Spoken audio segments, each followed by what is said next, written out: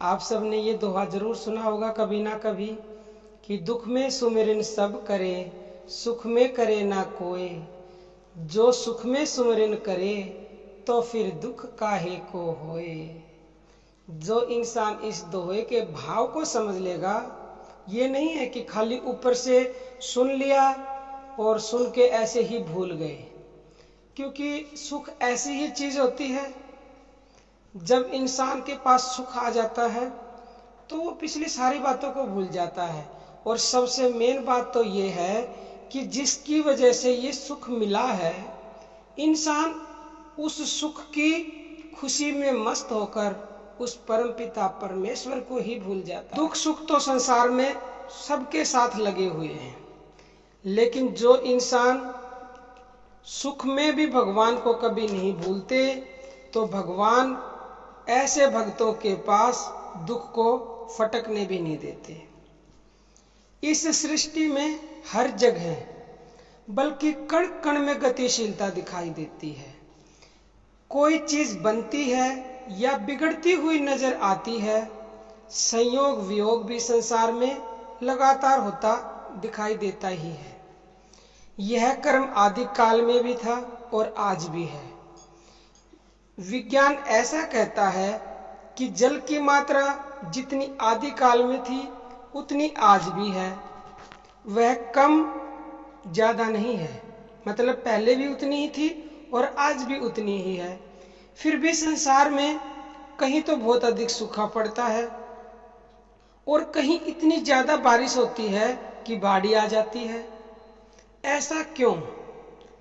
ऐसा है इसलिए कि ये परमात्मा का नियम है, क्योंकि परमपिता परमेश्वर इस सृष्टि को संतुलन में बनाए रखने के लिए ऐसा करता है। ईश्वर ने इस संसार को इस तरह से विविध रंगों से सजाया हुआ है कि इसमें अनेक तरह के उतार चढ़ाव इंसान देखता है। ऐसा इसलिए है क्योंकि भगवान ने सबको अपने नियम में बांधा हुआ है। मनुष्य सोचता है कि मैं अपनी बुद्धि से ही और शक्ति से सब कुछ हासिल कर सकता हूं, पर अनेक मौकों पर सृष्टि के अनबुझे रहस्यों के सामने वह अपने आप को लाचार महसूस करता है। सुख की तलाश भी कुछ ऐसा ही काम है। इंसान सोचता है कि वह अपनी कोशिशों से हर तरह का सुख हासिल कर लेगा, पर फिर भी अंत में वह दुख ही महसूस करता है। कोई व्यक्ति बेईमानी का रास्ता यह सोचकर अपनाता है कि सुखी होने का यही शॉर्टकट है, लेकिन फिर भी वह सुखी नहीं हो पाता।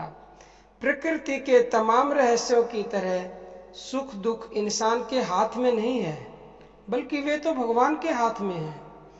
ठीक उसी तरह जैसे मान अपमान, हानि लाभ, जन्म मरण सब कुछ परमात्मा के हाथ में होता है। इसलिए जो मनुष्य परमात्मा के बनाए गए नियमों के अनुसार कर्म करते हैं, वे हर स्थिति में सुखी होते हैं। यह ठीक है कि भगवान ने इंसान को कर्म करने की स्वतंत्रता दी है, लेकिन इसके साथ ही कर्म के अनुरूप फल देने की व्यवस्था भगवान के हाथ में है। जैसा तुम्हारा कर्म होगा उसका वैसा ही फल भी प्राप्त होगा।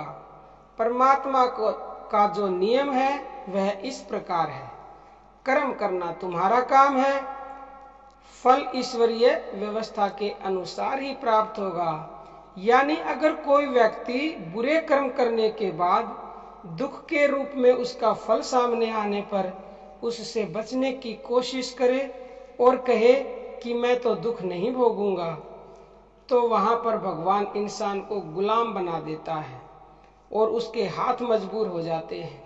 ये तो आप आम जिंदगी में भी देखते हैं। अगर किसी ने किसी का मर्डर कर दिया और मर्डर करने के बाद उसको अगर सजा हुई, मतलब उम्र कैद की हो गई या फांसी की हो गई, अब वो मना करे कि मैं उसका फल मिला वो भोगूंगा नहीं, तो जबरदस्ती उसको फिर कैद में डाल देते हैं। ऐसे ही भगवान का भी नियम है, उसके हाथ बांध देते हैं। भगवान भी, उसकी अकल काम नहीं करती, उसे बुरे कर्मों का फल दुख के रूप में भोगना ही पड़ता है। फल भोगने में मनुष्य स्वतंत्र नहीं परतंत्र है। फल वह अपनी इच्छा या सुविधा से नहीं भोग सकता। बुरे कर्म तो वो कर देगा बड़ी आसानी से, लेकिन फिर फल भी उसको ईश्वरीय इच्छा से ही प्राप्त होगा, और जो प्राप्त होगा वो उसे हर हाल में भोगना ही पड़ेगा।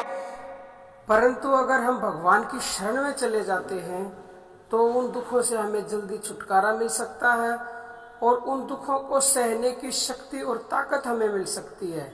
जिस तरह से अगर किसी आदमी को सजा हुई है, मान लो उसे 20 साल की सजा हुई है, तो अगर वो वहां पे रह के अच्छे काम करता है तो उससे खुश होकर उसकी सजा कम कर दी जाती है और उसको बाइज्जत बरी कर दिया जाता है। उसके अच्छे कर्मों की वजह से 20 साल की सजा जो उसकी हुई थी, उसको उस सजा से हो सकता है 10 साल में या उससे भी कम में छुटकारा मिल जाए। इसी तरह से अगर हम सिर्फ भगवान की शरण में हो जाएं दुख आने पर, तो वो दुख हमें जल्दी उन दुखों से छुटकारा मिल सकता है, और उन दुखों को सहने की हमें भगवान शक्ति और ताकत जरूर देते हैं।